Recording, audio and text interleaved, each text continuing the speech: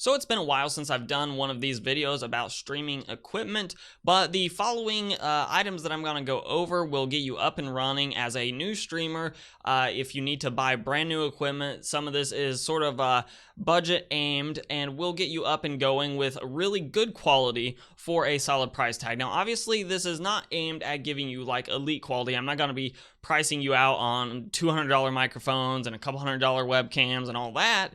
But this equipment will get you up and going with very good production quality if you're willing to put in the time and effort it takes to set up things like OBS and make the production quality that good, but the equipment is solid. But before we begin, links for everything will be in the description below in case you're interested in checking it out and getting a better look at it for yourself. So first up is sort of the gold standard of webcams. That's the Logitech C920 webcam. It's actually the webcam that I am using and I have been using for a long time. Gives you really good 1080p quality, and for streaming that is normally more than enough. Also, one of the great things is over time the price point has slowly declined, and right now you can find these on Amazon for under the $60 mark, but if that's still a little bit high for you, you can actually find a refurbished version of this for $45 flat on Amazon, and it is available for Amazon Prime, which means you should get about 2-day shipping and have it in hand very quickly. Our next solution addresses the microphone problem. A lot of streamers will use a gaming headset,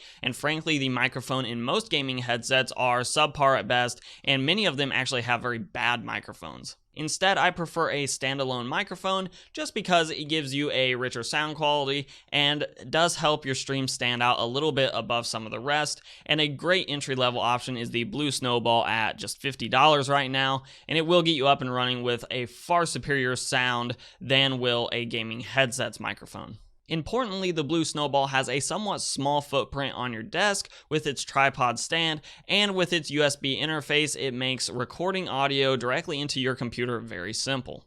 Now, for those of you that are playing on consoles, whether it be a PlayStation, Xbox, or even a Nintendo Switch, or even perhaps a completely different gaming computer that you don't necessarily stream directly from, then you're going to want a capture card, and the Elgato Game Capture HD at $115 is a decent option. Now, one of the things I really like about this particular capture card is that it is not just an expansion card that fits directly into a PCIe connector on your motherboard directly. Instead, it uses the USB interface. This allows it to have much more flexibility in being able to be removed from a computer and used with a completely separate computer at any time.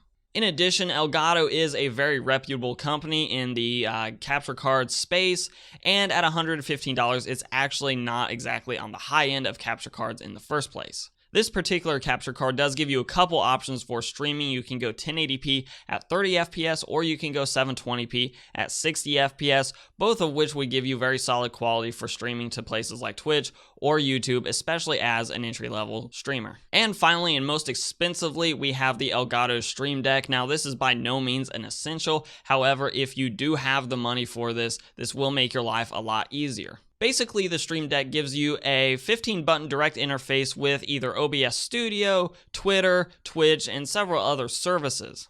Now, what's nice about this is you can set up in OBS different scenes and then have each one of these buttons correspond to a different scene, making a transition from scene to scene within OBS and therefore your stream very seamless and on your end very easy. Beneath each of the 15 keys is an actual independent screen which you can set up icons independently. You can do things like send out canned tweets from it, as well as directly start your streaming on Twitch through the Stream Deck. Now, I will say that the idea for including this Stream Deck on this list actually came from a recent Barnacules video, which I will link in the description below, but basically he reviewed it and went over a lot of the functionality of it. So if you're more interested in this particular product, I would hit up his video as well. So those are some of my picks to get an entry-level streamer into the game of streaming altogether, but let me know in the comments down below just what items you would recommend, maybe some alternatives for some on this list, or other items like speakers, headsets, that sort of thing, to get somebody started in streaming. Let me know your recommendations down below. And as always, guys, if you like this video, like it, share it, subscribe, comment. All those things are super helpful to the channel. You can follow me on Instagram and on Twitter at Hoosier Hardware. And as always, we'll let YouTube queue up a couple more videos around me from my channel for you to watch. I'm Shane with Hoosier Hardware, and I'll see you guys in the next video.